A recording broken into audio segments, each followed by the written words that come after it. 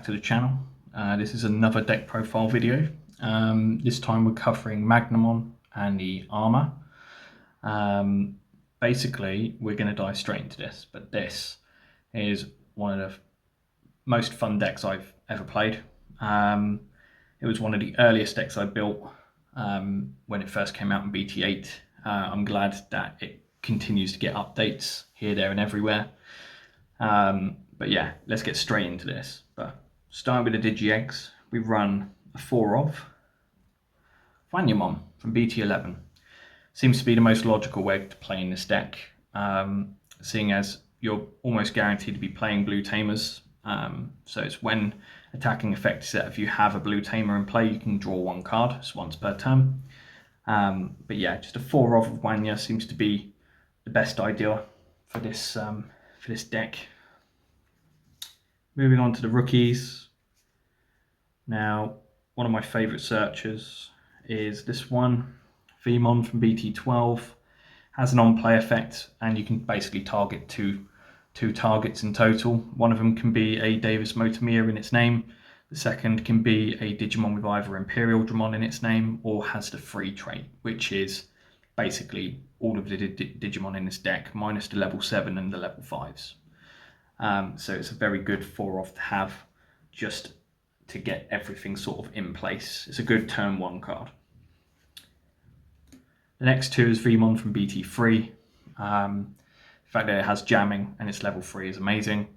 But running 2 of, just in case you find it in your hand to start with, you can basically swing out in turn 2 and just start chipping away at security. But just 2 of seems to be the ideal choice for me. Next up, we run another set of Vmon, this time the promo kind. This card is just good for ensuring a cheap Digivolution cost for your Magnamons. Instead of them being free cost, you'll reduce it down to 2 because they all have 3 in their traits. And that's effectively what this Digimon card does. It's a your turn effect once per turn. When Digivolving into a Digimon with 3 in its traits, you can reduce the cost by 1. Its inherited effect is also very good. It's not once per turn, but every time you swing with a 2-color Digimon, you can draw 1 card, and it has to be this Digimon. But yeah, it's a very, very good 4 of to have. Next up, we have 2 of the BT8 Vmon. This is just an alternative searcher, really, if you're struggling to find your original main searcher. Or if you're just struggling to draw the cards you need, really. But it can basically search a good portion of this deck. There has to be a 2-color blue Digimon card, which is basically everything, minus your level 7. But yeah, just a good 2 of to have just in case of emergencies, really. It does come up from time to time, but this deck is not nearly as bricky as it once was. The last rookies we play are 2 Ukomons. It has a your turn effect once per turn. When one of your Digimon moves from the breeding area into your play area, you may hatch a new egg and you can gain a memory. That also includes itself when it moves from breeding to play. It's a good 2 of to have. If you've got it in turn 1, it's a good place to start, so long as you've got other cards in your hand that you can sort of pass a memory with. But yeah, just having 2 of these seems to speed things up quite significantly for this deck. Next up, we have our level 4s. Now, we'll start with the BT13 Magnamon. We run 4 of. It's a good card. I think it's slightly underappreciated nowadays, but I think it's a good card. Has blocker. All turns effect as well as when it would leave the battle area, so it doesn't matter if it's a deletion effect or a chaos degradation. As soon as it leaves the area, you're drawing 1 card, and you're playing a Vmon from your hand or from the sources underneath this Magnamon. And you don't pay the fee for that. So it's a good 4 of to have just for the recycle element. And you're going to find it will come pretty handy for most of your game time. What used to be the best Magnamon in the game is this one here from BT8. It comes with blocker, comes with armor purge. It has a when Digivolving effect that it unsuspends, and then it gains an additional 2000 DP for each armor form traded Digimon in your trash. Try saying that 5 times fast. This was a very, very good aggressive card. It's also a very strong defensive card if you've got a good amount of armor form in your trash. But sadly, it's no longer the best Digimon to play, but it is still the core of this deck. The next set of champions that we play are this one, the new Magnamon from ST17, the Double Typhoon deck. Now, it's a security card now, which is stupidly good. It's a D-Digivolve 1 card when played from security, and additionally, you can Digivolve into one of your level 3s that are in play using this card. So it's really, really good. It also has a when Digivolving effect where you trash the top Digivolution card of one of your opponent's Digimon for each of that Digimon's colours, and then you return one of your opponent's Digimon with no Digivolution sources back to their hand. So it's got a bounce effect as well as a D-Digivolve effect. It's absolutely ridiculous. It also comes with blocker, comes with armor purge, so it's just a very, very strong card. This is just a mandatory 4-off for the armor deck now, and it honestly wouldn't surprise me if we start seeing this in black color decks as well as any other version of blue color decks, just because it's got a security effect. But just 12 champions for this deck, and they're all Magnamon. Next up are level 5s. Let's start with 2 of Wergarurumon Ace. It's a counter card, so you can blast Digivolve on your opponent's turn when they swing. But it has an on-play and when Digivolving effect. You draw 1 card. If you've got more than 5 cards in your hand, you can trash 1. It really will depend on your situation when that comes up, because you will be sort of setting up for your level 6 and 7 sort of play using this card if you're in a tight spot, but or if you haven't got something relevant in your trash. But it's just a good 2-off to have. I did used to run the Sudamon Ace, however that's been taken out now, just because I think this card is slightly stronger. Also has an alternate effect once per turn, but when one of your Digimon's effects adds a card to your hand, you can stop one of your opponent's Digimon or Tamers from suspending until the end of their next turn.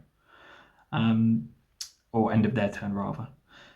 So that's why it's stupidly strong. I'd prefer to stun as opposed to bounce, but we've already got plenty of bouncing effects now with the new Magnamon, so I don't really think we need the Zudo in this anymore. The next 2 level 5s I run is Shikalmon, mainly for its recovery effect. It's a Digivolve cost of 4 onto your level 4 Digimon if you just want to Digivolve normally, and that still guarantees you the recovery so long as you have 5 or fewer cards. But alternatively, you ideally want to be DNAing so it doesn't cost you any memory. But when you do DNA, the second half of his effect is that you can return one of your opponent's Digimon whose level is less than or equal to the amount of cards in your security stack back to their hand. So it's a very good defensive card anyway. So when attacking effect inherited as well is not once per turn, and it basically means that one of your opponent's Digimon gets minus 3000 EP for the turn. You might find that you'll be swinging once or twice depending on what Digimon you've got in play. But ideally, if you've got this underneath your level 7 later on and you combo it with the relevant Magnamon, it's going to go off. Next, level 6s. We run just a mandatory 4-off Magnamon X. This will change in the next set because in BT16 we've got a lot more Magnamon X support coming out. So you might see that 1 or 2 of these will come out and you'll be playing the new stuff where it's just stupid. It's just a ridiculous card to play. It's got plenty of effects and it's currently being a major influence in the Japanese game so far. But this particular card, if you're not familiar with it, it's an opponent's turn effect. But as long as you have an armor form Digimon underneath him, You can redirect any of your opponent's attacks to your Magnamon X. It also has an all turns effect that, should it be deleted, you can place your Magnamon X on the top of your security to prevent the deletion of that Digimon. So it's also a very good recovery card. The only ways to really deal with it is either swinging over it with more DP, D-Digivolve, or DP reduction. Potentially you could bounce it, but I mean, you can have quite a few Digivolution cards underneath it, so that might take some effort to do. Next up, we go into our level 7. We just run a 1-off with the Jesmon GX. I used to run 2, but because of this card, I actually built a Jesmon deck, and so I had to take one out just to squeeze in 2 for that deck. This particular card is just stupidly aggressive. If you're able to fit in a second one, you could probably take out one of your option cards, which you'll see later. But when Digivolving, you may place one card with the Royal Knight's trait in your trash underneath this Digimon, as long as it's got a play cost of 13 or less, which in this deck all of them do. And by placing it underneath this Digimon, you can then activate its when Digivolving effects. So it combos really well with the BT8 Magnamon. And potentially it could, work very well with the new Magnamon as well, with the whole trashing of sources and then bouncing. But ideally you want to be using your BT8 Magnamon just for the aggressive effect. Once you've done that, Jesmon will get Blitz. It then has an all turns effect where with each Royal Knight traded Digimon that you have underneath him, he gets piercing, blocking, and security attack +1. So you could be swinging for countless checks, so long as you have the relevant sort of sources underneath him. But it's just a really, really good card in general. It's a really good, I wouldn't say game-ending card. If you can get him out nice and early and swing for a good load of checks, it's going to put your opponent off slightly. But sadly, it doesn't come with any protection. So you also have to play this on the night, basically. You want to be judging what it is that you're going up against and working out whether realistically it's going to die during the swing or potentially bounced, etc. Next up, we have our Tamers. Now, to start with, we run 2 of the BT3 Davis Motomiya. This card's still good, it's still great. It's a memory setter, so that's a good start. On play, you'll reveal the top 3 cards of your deck, and you can add a blue Digimon and a green Digimon card to your hand. We don't run any green in this, so sadly you'll only be targeting 1 blue Digimon, but that's not an issue. But just a good 2-off to have, realistically, just so you can make sure that your memory's there. And then the next Tamer we play, we run 3 off the Davis Motomiya promo. Starter main effect is if you have a Digimon with 3 and its traits in play, you gain 1 memory. Additionally, it has an on-play effect. I wouldn't worry about the second effect if you are reading it on the screen, because we don't play any EX VMons. But the main effect you will be using is that you can play a VMon for no cost. So it works very well hand in hand with the VMons. And that extra memory gain is actually quite handy in some scenarios. But that is all of my Tamers. And then lastly, we go into our option cards. Now, we start with an even split of the memory boosts and the training cards. If you're not familiar with what they do, the blue memory boost allows you to reveal 4 cards from the top of your deck, and you can only select 1 blue Digimon card. Its delay effect is that you gain 2 memory. The training, on the other hand, is you reveal 2 cards instead, and you can pick any blue card among them. There's only 1 target to place it into your hand. Its delay effect is that you reduce the next Digivolution cost of a blue Digimon by 2, which goes very well with your level 4s, level 5s, and even your level 6s. Because you could potentially use this to Digivolve into a Magnamon X on top of one of your Magnamons for a cost of 2 instead of the 4 cost it is. But I find just having an even split is quite handy because it really does depend on your situation, and your matchups will depend on whether you need that Digivolution reduction or that memory gain. Next two, we run 2 of the Awakening of the Golden Knight. It's just a stupidly good card for this deck. As long as you have an armor form in play, the color requirements are not necessary. Its main effect is that you basically can digivolve one of your armor form Digimon into a Digimon with Magnamon in its name without the Digivolution requirements. Additionally, by doing so, your Digimon then becomes unaffected by any DP reduction until the end of your opponent's turn. So again, it then gives it that DP, reduction sort of defense, really. The security effect is that you return one of your Magnamon from your trash back to your hand, and then you can add this card to your hand. So it basically allows you to set up ready for the next turn.